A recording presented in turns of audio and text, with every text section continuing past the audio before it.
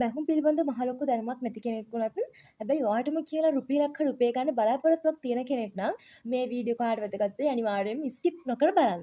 මම ඔයාලට කියලා දෙන්නම් අද ෆ්‍රී සයිස් වලට අපි කොහොමද කියුලට් මහන්නේ කියලා. අපි සාමාන්‍ය කෙනෙක්ගේ මෙෂර්මන්ට් එක අරගෙන කියුලට් මහනවට අමතරව ෆ්‍රී සයිස් කියුලට් මහනවා නම් අපිට ලොකු ආදායමක් ලබන්න පුළුවන්. ඉතින් පුළුවන් කියුලට් මහලා සේල් කරන්න. එහෙම නැත්නම් මම ඔයාලට කියලා දෙන ෆ්‍රී සයිස් කියුලට් එක මහ ගන්න පැටර්න් එක සේල් කරන්න. දැන් ඕන තරම් ඔයා දැකලා ඇති පැටර්න් සේල් කරනවා.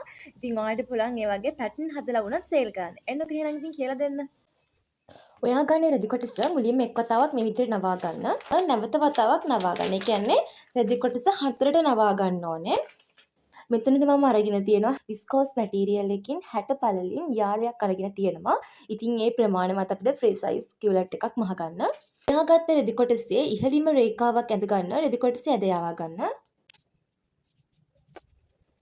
ඊළඟට මේ රේඛාවේ සිට පහළට අඟල් එක හමාරක් ලකුණු කරගන්න. අඟල කිලස්ටික් එකක් යොදා ගන්න නිසා අඟල් භාගයක් එකතු කරලා අඟල් එක හමාරක් මේ ආකාරයට ලකුණු කරගන්න. ඊට මේ පැත්තට අඟල් 3ක් ලකුණු කරගන්න. කරන්නේ මේකේ ලකුණු කරන්නේ මෙතන සිට මේ පැත්තට අඟල් 3ක්.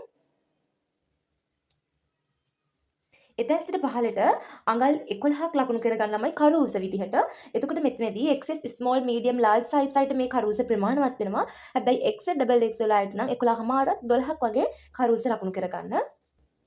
මෙතන සිට පහළට අඟල් 11ක් ලකුණු කරගන්න කරු උස.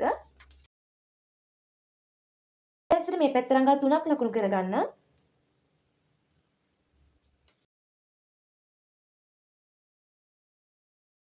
මෙතන සිට ඉහළට අඟල් 3ක් ලකුණු කරගන්න. මෙතන සිට මෙතනට අඟලක් ලකුණු කරගන්න. ඊළඟට මේ ආකාරයට කරු හැඩය ඇඳ ගන්න. ඊළඟට යට වාටි රේඛාවේ මෙතන සිට මේ පැත්තට අඟල් දෙකක් මේ ආකාරයට ලකුණු කරගන්න. දැන් මේ විදිහට අංශය ඇඳ ගන්න.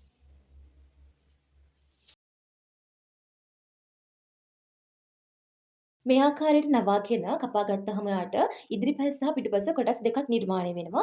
අපි දැන් බලමු මසා ගන්න ආකාරය. මම මේ කියුලට් එකේ උස අරන් තියෙන අඟල් 20යි. ඔයාට අඟල් 18ක් උනත් ගන්න පුළුවන්. මම රෙදි කොටස කපාගෙන තියෙනවා. මේ පැත්තේ තියෙනවා කරු හැඩය. මේ පැත්තේ තියෙන කරු හැඩයක්. මුලින්ම අපි මේ විදිහට දැන් කරු හැඩේ මසා ගන්න ඕනේ. භාගෙට මසා ගන්න.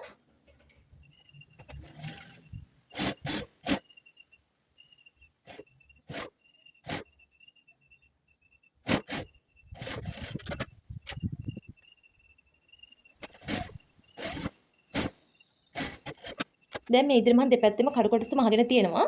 දැන් මේක අපි හරි මැදින් මෙන්න මේ විදිහට අල්ලලා මේ විදිහට දෙපැත්තට කරන්න ඕනේ.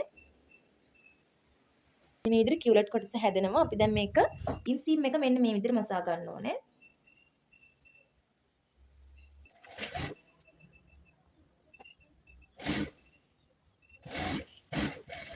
මේ යට වාටිය නව මසා ගන්න.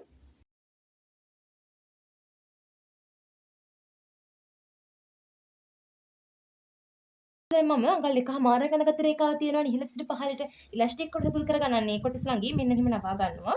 දැන් අපි අඟල් භාගයක් වැඩිපුර තියාගත්තා. අඟලට වඩා වැඩිපුර අඟල් භාගයක් තියාගත්තා. ඒ භාගයේ කොටස මම මෙන්න මේ විදිහට නවා ගන්නවා. ගෙන අඟල ඉලාස්ටික් කොටසක් ඇතුල් කරගන්න පුළුවන් ප්‍රමාණයට තියාගෙන මසා ගන්න.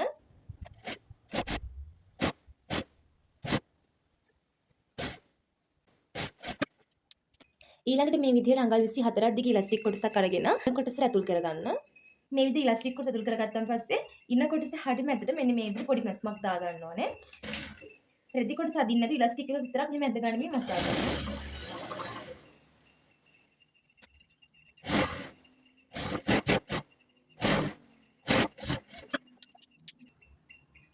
එතකොට මෙන්න මෙහෙම තමයි ෆ්‍රී සයිස් කියුලට් එක මහගත්තාම තියෙන. ඉතින් හරියම පහසුවේ. මේ වීඩියෝ එක ඔයාලට වැදගත් වුණා නම් තවත් කෙනෙකුට දැනගන්න අනිවාර්යෙන් ෂෙයා කරන්න. නොමිලේ මෙහෙම ධර්ම ලබා ගන්න මා ෆලෝ කරලා තියාගන්න.